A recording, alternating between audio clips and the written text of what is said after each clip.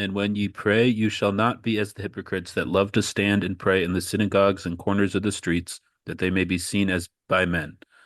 Amen, I say to you, they have received their reward. But thou, when thou shalt pray, enter into thy chamber, and having shut the door, pray to thy Father in secret, and thy Father who seeth in secret will repay thee. Welcome back to Interlock Catholic, everyone. I'm Rob, joined as always by my very great host, Ben. Benjamin. Uh, Ben, today we're talking about secure tech. That's what we called it in our notes. I don't know if that's the proper word for it. But to give an example of what we mean by secure tech, we mean typically software, though I think one of the things on our list to talk about is hardware. Typically software that's designed to maximize user privacy and to maximize the security of the contents within it. So think if you've heard of these softwares before, think about like Signal, which is like encrypted messaging. Think of the Brave browser, which is all about like disabling all the trackers and ads and all that stuff on your uh in your web browsing, so that way you have secure browsing. Which side note on Brave, if you want, because a lot of people are just like, oh, YouTube is finding out ways to circumvent ad block extensions in different browsers. Use Brave. You don't need to download any extensions. It's the greatest ad blocker in history. YouTube cannot do anything against it. Um, just FYI.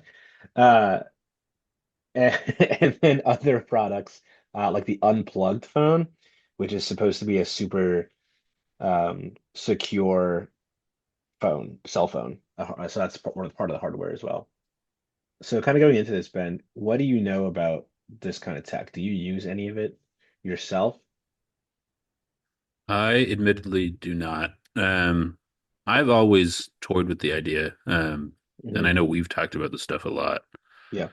Um, yeah, I think there's some just like barriers to entry, um, just like convenience things, Hmm. that I push against. I think something like Brave browser. I know a Yeah. lot of people that use it, and it seems like it's pretty easy to like just switch over. Yeah. But it's also like my primary email account is a Gmail account. So like Hmm. anything that I'm doing, I feel like maybe there would be some difference in privacy if I was using Gmail on Brave than if I was using Gmail on Google Chrome. Hmm. But it's like it does feel like Google's gonna have access to what I'm doing either way. Um, so it feels kind of silly, but I like the concept. I think it's Yeah. I think worthwhile. With Brave, they disabled a lot of the trackers and stuff. Like that's what I'm saying. Like you could use a Google product like YouTube on Brave, and it's not going to get a lot of the information it normally gets. Though it is crazy because you can look at what Brave is disabling or blocking. Like it shows you exactly like what websites it was coming from and like what the tracker was. And the majority of it is Google stuff. Like bar none, no one tries to track your internet history like Google does. Um, so I've done like several years ago. I have a Gmail still just because it's basically my spam email. So anytime I like everyone's like sign up for this, I just put my Gmail in because I don't care about it.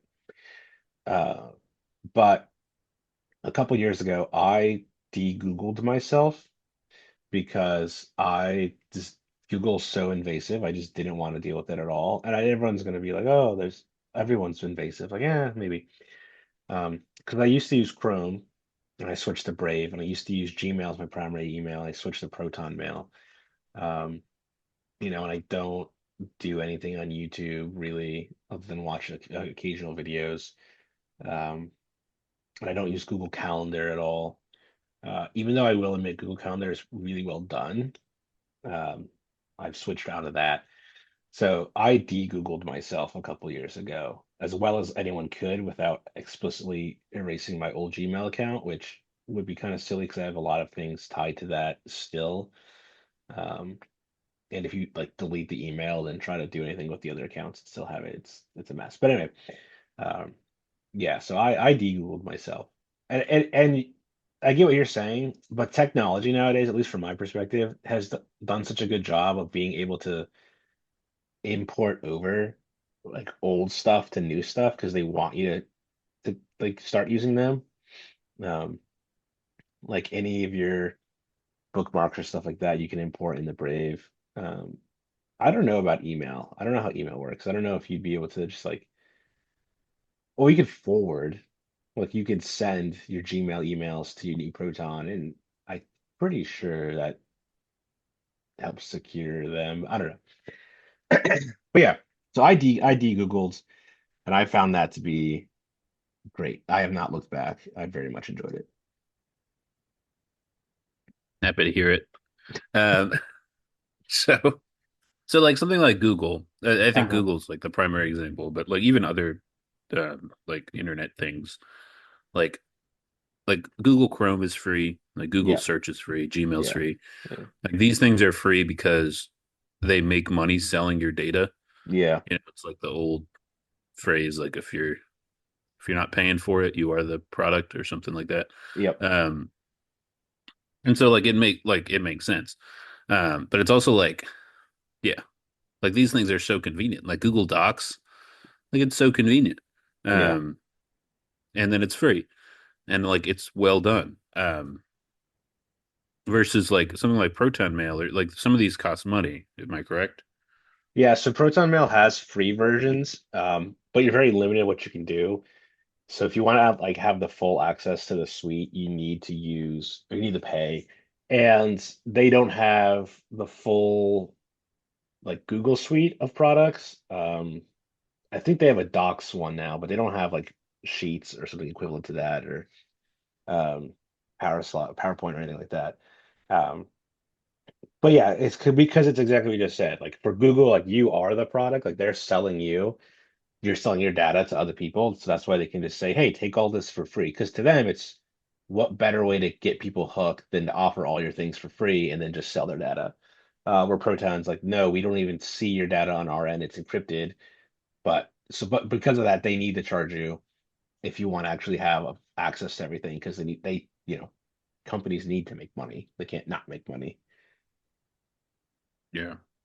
Well, and I think that sort of begs the question, like, why, like, I don't know, like, we're in such an age where, like, people are used to these things, that their data is Yeah. being, like, stolen and sold and all this stuff. Like, why wouldn't we want that to happen? Like, what do we have to hide? Is it worth the money to hide said things? What are your I thoughts on that? yeah, I think so. Um I think it comes down to because Proton specifically, none of this is an ad, by the way. I'm just saying products used. Proton specifically has like a duo deal, so it's like two accounts. So my wife and I have one. I think it ends up being like $10 a month. And that was like a conversation. Does she use it? She's slowly transitioning to it. She uses a lot of her work, like basically all of her stuff's on work, like her work account, which is Outlook, like everyone else's work account, basically. And so she has a Proton account that I kind of like, hey, you should do this. And we have like our family calendars and personal calendars on there and share it with each other. And yeah, she doesn't use like half the products they offer because she doesn't care, but I use a lot. Like they have cloud storage stuff like that as opposed to Google Drive. Um, but yeah, so this was a big talking point of like, oh, if you're not doing anything wrong, like why does it matter? And I think if someone walked into your house, like if a law enforcement walked into your house, not even law enforcement, if a Google employee walked into your house and just said, "Hey, I'm going to be here just to like kind of see what you do, and I'm just going to tell people what you do, and I'm going to sell that data," you'd be like, "Get the hell out of my house," and they'd be like, "No, no, no, it's all right. If you're not doing anything wrong, like, why does it matter?" Right? Like, it's just, and there's a separation, of course, because we don't see a physical person in our home doing those things or like following us around and taking notes of everything we do. But that's the equivalent of what they are doing on the internet. And yeah, you wouldn't like that. You wouldn't like that in person. So we shouldn't tolerate that online. We have a right to privacy. Guilt doesn't matter in this. Like if you're doing something guilty or not, there's just not a right to invade your privacy and look in that, right? We had the government come in and just I don't know, look at everything we were doing, just like, hey, we're just checking to see if there's crimes. You'd be like, hey, that totally violates the Fourth Amendment. Like, where's your warrant? Where's your probable cause? Like, you can't just come in here. and just look at everything. We can't just like, invade my privacy just to look for a crime. You have to like evidence all kind of stuff. Um, and it's just on who we are as Americans. I just this country, darn it, was founded on freedom from tyranny and the right to privacy. And and I don't want tyranny being delegated from the government to the massive faceless corporations to do it for them, which is what they were doing under previous administrations. Won't get too political here, but really, so yeah, the argument is sometimes, well, if I'm not doing anything wrong, I have nothing to fear. And it's like, first off, have some self-respect. It doesn't matter if you're doing anything wrong or not. Just like, don't let people just have their way with you and your information. They don't have a right to it, and you should stand up for yourself and say that. That's my my little take on that. Yeah, I think that's interesting, and I think that makes a lot of sense. Um, yeah, like why, like yeah, I don't know. It feels like, but it feels in some ways like silly. It's like because Yeah, you're like, oh, you can't see what I'm doing, you can't see what I'm buying on Amazon, and it's yeah. like they don't like, does it matter? Like, is it really going to change your life? Um, but in other ways, it is like, yeah, like you were saying, like a self-respect thing. I'm trying to see if I can find something, but I don't, it's not coming up right now. But I've seen like ad blockers, like extensions on Google Chrome or something that'll like block the ads, Hmm. or like block some of the data, like tracking that happens, Yeah, but then like put in their own ads and then yeah. they like pay you for it kind of thing. So like Brave it does like that. sets Brave does that. Brave does that. You can, but you can opt into it, so you can even like not have ads because if you opt into it, you they pay you monthly in a cryptocurrency, which is like kind of cool. I Where? kind of like the vibe, this like futuristic, quasi cyberpunk-ish approach to technology. I'm a sucker for, I'll admit. So you're telling me I get a private browser that blocks all these trackers and things, but then just replaces um, it with their own ads to pay me in cryptocurrency with to look at the ads. I'm like, all right, I'll take it. Yeah, I mean, I think that, yeah, like that is sort of the other side of it. It's like if you're really like convinced, like I don't care, like if somebody knows what I'm searching on Google, Yeah. um, and like I want people to know or something like that. But if you're like convinced of that, then it's like, okay, well then like this is worth money. Like get somebody to pay you for it, because they're just taking it for free. Yeah. Um, so I think that's like, yeah, that's a cool concept. I'm glad they do that. Yep. Yep. And I've been, I mean, I don't get a ton of um what do you want to call it? I don't get a ton of uh money, crypto with it. So it's not like I'm like sitting here thinking like, oh yeah, I make like $100 a month off this. Like, no, not even close. So I don't want people to think like, oh, this is a great way to get crypto. Because they give you like a proprietary crypto. I don't know if proprietary is the right word when we're talking about crypto, but they give you like a very specific crypto token, and I just end up converting it to Bitcoin because I don't know what the application would be for this proprietary crypto coin, but at least with Bitcoin, there's like some sense that it's the premier crypto and like the only one actually really worth anything. Um, so Do you know granted, do oh, go ahead. do you know like around how much like US dollars the Oh conversion yeah, rate would be? it's like cents, and it's really dependent on um, it's very dependent on how much you're browsing and like how much. Yeah, basically that's just it's dependent on that, how often ads can appear. And there's like different tiers of like, I just want minimum ads, or I'll take as many ads as you can throw at me. And I did that. No, I didn't do that one. I did like the middle tier. And I also just like don't browse on my computer a ton. So there's like part of that too, is I'm not on it a lot. And someone who's maybe constantly on their computer might get more money from it. But yeah, you're not raking in the money. But again, I don't care about the money part.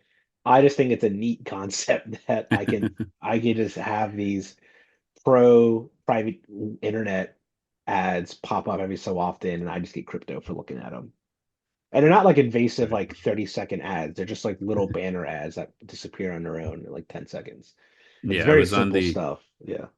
I was on the Brave website and like they have this example of different types of ads you would see Yeah. on Google Chrome versus through Brave. And Hmm. The Google Chrome, one of them is like a pregnancy test ad. It's like that's invasive. They're like Yeah. really like leading into the pitch. It's funny. Yeah. No, and that's the thing too is you're gonna Google something and it'll just appear. And a big thing I've been seeing now, iPhones have introduced this recently in the last couple iOS updates. And I just noticed my Windows OS was asking me this question too the other day. Um, but it's basically saying, hey, do you grant permission for this app to track you across other apps?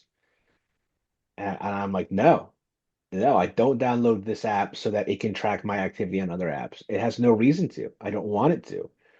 It doesn't need to know my life. I don't need an online profile of myself being curated by multiple major faceless corporations. And so, you know what I mean? Like that's also a part of this is they're creating an online version of yourself that has your likes and your dislikes. It has your desires, it has your fears. Like it knows you because it studies everything you're doing. Now, I'm gonna go nuts for a second. All right, you ready for this? I'm just gonna say stuff and people are gonna think I'm nuts. AI, right? AI is currently being trained on all of the data collected by Facebook and Google and other companies like or Meta and Google and other companies like that. They are literally training AI off of your existence. That's not to say they're gonna steal your DNA, clone you, and inject it with your AI person. Okay. I'm not saying they're doing that, but just think about it. Uh, but it is to say, like, they are literally using your life to train their AI, and you get zero compensation for that. I don't think I would even consent to that with money involved, but it doesn't matter if you do consent to it, you're not getting paid for it. Um, and then second, okay, we are already seeing AI be able to replicate voices pretty well, pretty close, and replicate images and videos, and they're getting way more sophisticated. So there is a very, very real chance that your personhood can be replicated by AI, and there could be a completely fictionalized version of you on the internet. Will someone like Meta or Google like do that? Probably not. Will someone who gets access to their information and wants to be malicious do that? Probably. So we're entering into a very interesting time. I don't know how sophisticated AI can get. A lot of people keep saying like, "Oh wow, look where we're already at. Like imagine where we can be in like 10 years." I don't necessarily think that's how the technology is going to grow. I think we've already sort of plateaued, and it might be in a little bit before there's any more like significant advancement. But imagine, and this is, I'm going to get a little like, I don't know, honest here. There are messed up people in the world, right? And if they have access to your information, especially like your images, this is also why I've basically deleted all my social media.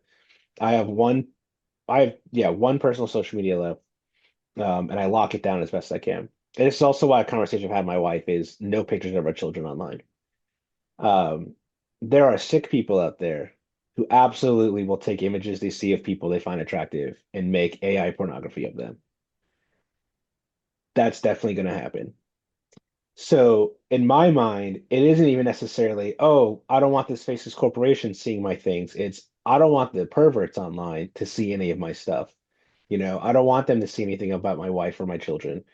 I don't want anyway. And this is something I'd give a talk. Not that I've been invited to give women's talks.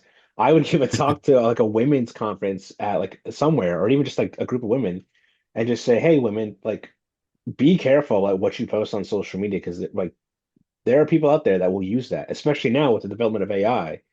where you can just run, you could just connect, you can just go to an AI imagery and just say, scan this person's Instagram and recreate a version of them, um, as AI, and then just, make it pornographic.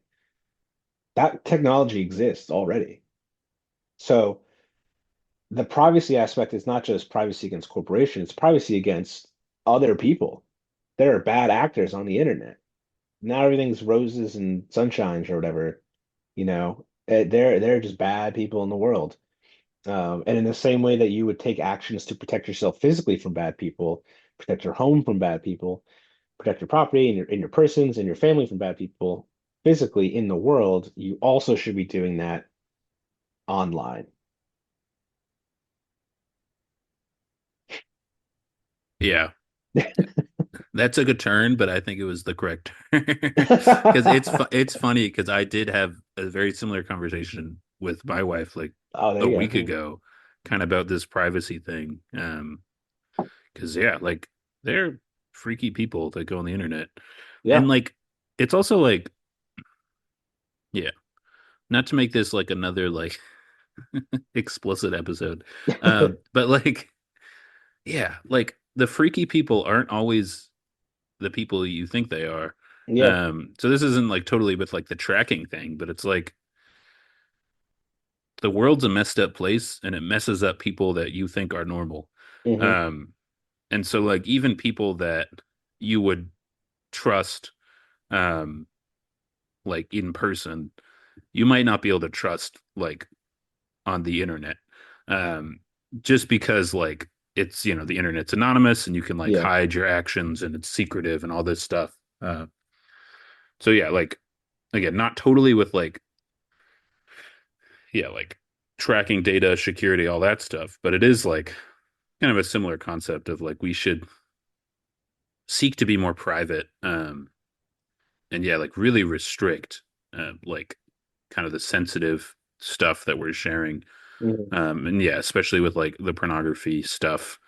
Like yeah, it's I think it's probably getting easier and easier to, use these technologies to create something terrible out of, a picture of an individual. Hmm. Um, and I think, and I'm not totally sure on this, but like I think the laws are still behind on that too. So like Yeah. in some ways, I think some of these things you could get away with. Yeah. Maybe like you can do it secretively. I'm not saying you, I'm saying like somebody, a bad actor could do Yeah. it like secretively, obviously, and all this stuff. Um, but it's so easy. And yeah, it's like frightening. Yeah. So like, of course you want to like try to lock this stuff down as best as you can. Um, but yeah, it's also tough. Like we live in a world where like everything is kind of tracking you, and Hmm. like at my job, we they have cameras um that like have like an AI built into the security cameras where it like will recognize your face Mm. and like kind of like you can like see how many times this person walked in. This is the parish Yeah. office, right? But like this is what we have at the local Catholic church. Like imagine what like the bank has, right? Yeah. Like No, they yeah. have their technology is way more evolved. Spend way more money on that kind of thing. Um, so yeah, the world's Yeah. getting freaky. Yeah. And that's the thing too is, a decade ago, you hear stories of China implementing security cameras on the streets that can recognize people by AI and all this kind of stuff. And it was like, wow, look, what a gross invasion of privacy. That's so bad. We shouldn't do that. Um, oh, no, can you still hear me? Yeah, Okay, I think I like cut out one of my ears. Okay. Um, so yeah, there's like gross invasion of privacy, and everyone's like against it. And nowadays, it's just that's the standard. right. It's just expected. Like, oh yeah, of course, people have the ability to look into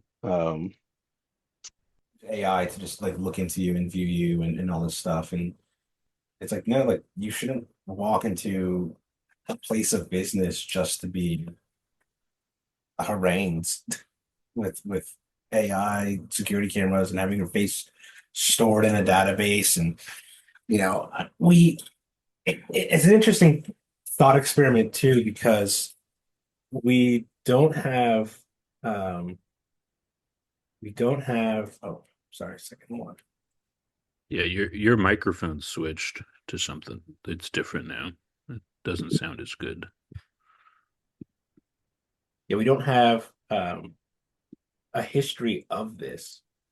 It's very much just um you never had this stuff. Like people could just walk into a store, even just 100 years ago, and there'd be no way to even know who you're talking, like who this person is. There'd be no way to um like record them other than like if you drew a picture of them, something like that, or like had a really terrible phone camera, or not phone camera, regular camera.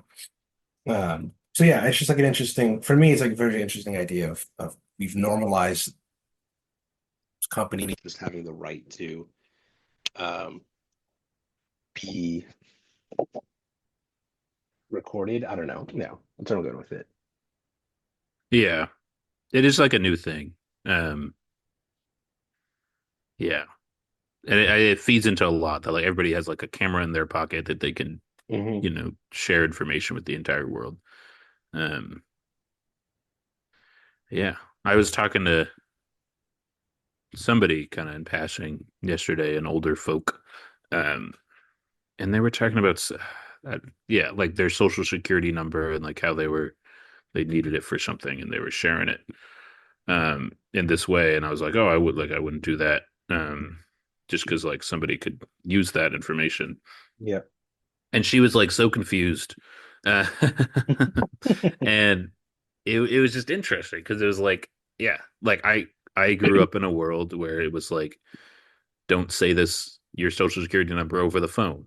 Like that was being talked about, you know, Hmm. 20 years ago versus yeah, like when this person grew up, it's like, you know, the phone was pretty secure. Like it was like unless somebody like picked up a receiver, in the house or something. Like, it was like not like Hmm. that information could be stolen. Um, Right. versus now there's a million ways to do that. Um, yeah. And so it's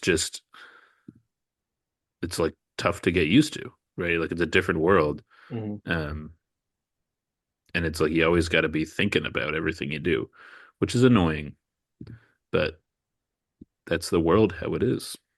Yeah. Yeah. And it's just, yeah, it's definitely changed. And there's just like a lot of, one, there's a lot of trust with things, especially older generations. There's just this assumption of like, who would ever use my social security for bad means? Who would ever violate my privacy for bad means? Like, that doesn't happen. People don't do that. And it's like, yeah, they do that now, though. Um, so yeah, it's just a thing. So I kind of moving on from software real quick. We can go back to it if you want to, but I wanted to mention there's a phone out there now called the Unplugged phone. There might be other phones that exist that are similar in product. I just don't know them.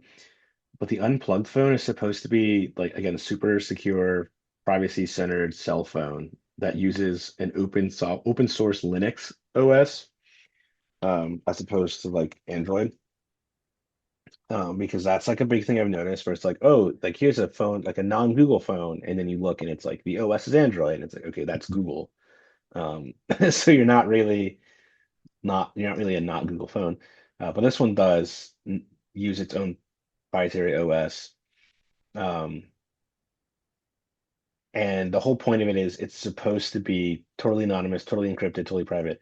But a really interesting part about it is they have what's called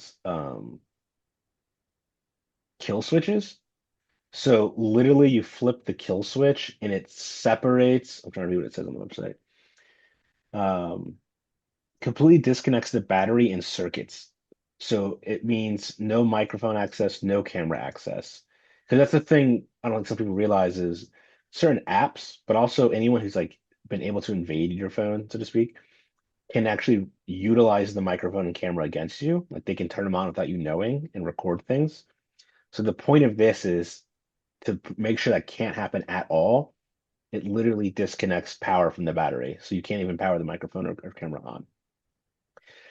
So that's taking things to the extreme, right? But this, I think, goes back to um, what you were saying about it's hard sometimes to transition to a new thing because of what you already have established with the old thing. Switching to a phone like that would be crazy because, and this is something actually I struggle with because I still have an iPhone. iMessage is so convenient and so good that being the guy to flip an iMessage group chat to like a green group chat, like it's crazy.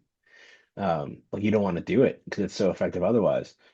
So I've been slowly transitioning myself to use different messaging apps that are you can use on any OS and you can also use on your computer. Um, at least for group chats. Individual text, I don't really care about if it's iMessage or not. Um, but for group text, it's like, yeah, your big stick in the mud for having a green bubble. Um, yeah, yeah. Oh, there's Yeah, I another do think phone. Oh, that's a sorry, part of it. there's one more phone, the Purism phone. So that one's also another phone that's like this, which has like all proprietary products and proprietary cell service and individual kill switches to physically disconnect Wi-Fi, Bluetooth, cell signals, microphone, and camera. It's crazy. Yeah, they also have laptops, the Purism. They sell laptops and I think tablets too, Yeah, I'm but looking they're at the also website. like Yeah. absurdly expensive, Yeah. which is another Yeah. piece. It's in that, So, yeah, that's always the trade-off, is it's going to cost you more money because they're not selling your info. right. Yeah. And there's a reason that like Google will package up Android and give it to anybody to put on Yeah. their phone. Um, and it's because then they get to track you with it. Yeah. Um, so yeah, it's a lot harder to kind of build your own thing.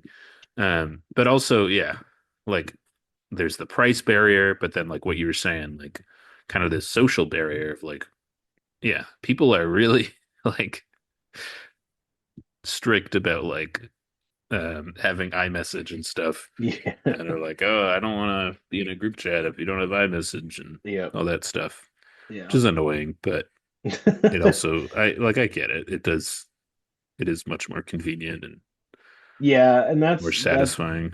But that's like Google, the thing, yeah. like, yeah, like Apple made sure of that. Like, that's the thing is it's like, there's not like a huge difference. And I do think actually iMessage is like encrypted end to end. It is, yeah. So there's like some benefit there, and there's like other benefits, and it like makes sense to some extent. But like the fact that the message is blue versus green, like like this is like a They psychological conditioned game. people. Yeah, they Yeah, conditioned people to want blue bubbles when they text.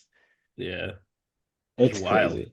It's crazy. I like I freely admit like they got me with it. I'm like just now recovering from that and getting okay not having iMessage because as they because there's a whole back end thing where like the EU sued Apple because Apple wasn't letting um RCS messaging, which is like real clear something, I don't know.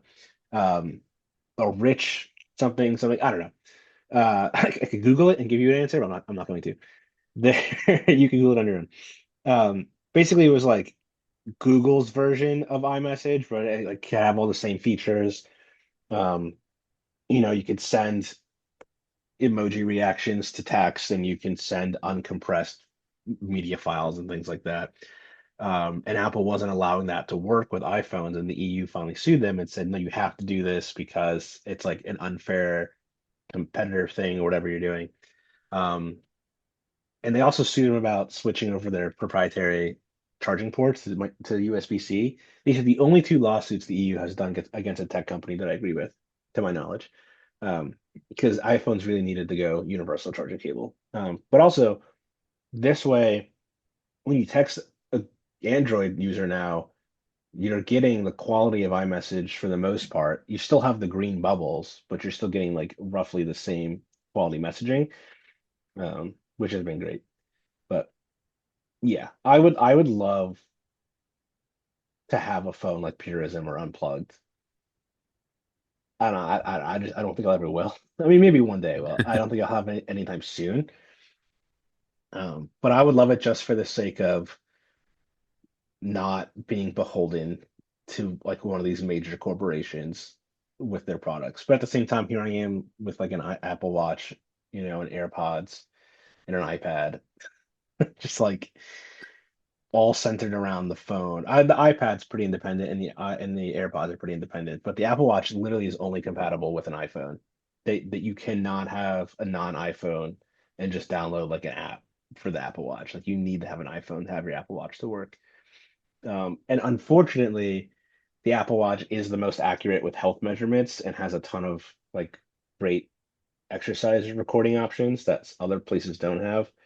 So it also is just like the best fitness watch out there. Right. But now everybody knows your beats per minute. They're That's it. sending they're sending that data to all That's over the right. world. They're like this dude over here, his heart rate right now. Um, yeah, I mean, Apple's had a push recently in the past, few years of, hey, we're actually pretty private, we're secure, we don't sell your data. But I mean, how much of that's true? Yeah. You know. All right. Any other thoughts?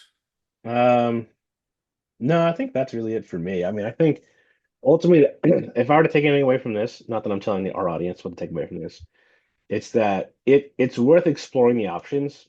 It's worth looking into it, and it's worth caring about your privacy online. It's not just the government spying on you, like, oh, I'm innocent, so I don't care if they see what I do. It's not corporations necessarily looking into your stuff and selling your data, although that I would say it's bad. It's just there's bad actors out there, and they'll use anything they can. So, be vigilant, be wary, be smart. Um, yeah, cybersecurity is a real thing, and I think people need to take it as seriously as they take physical security. Yeah. And that's why we're called Analog Catholic, because you just got to go analog. That's right. Ultimately, this is what all this is going to bend back towards. Yeah. Oh man. All right. Well, Wonderful. yeah. Well, thank you for joining us this week or month or by week or whatever we're doing. Um, check out our website, analogcatholic.com. We got blog posts, a store, other random things, our patron saints. That's So right. keep an eye on that. Lots dropping there. That's right. Um, but for now, I am Ben, I'm Rob, and this has been analog Catholic.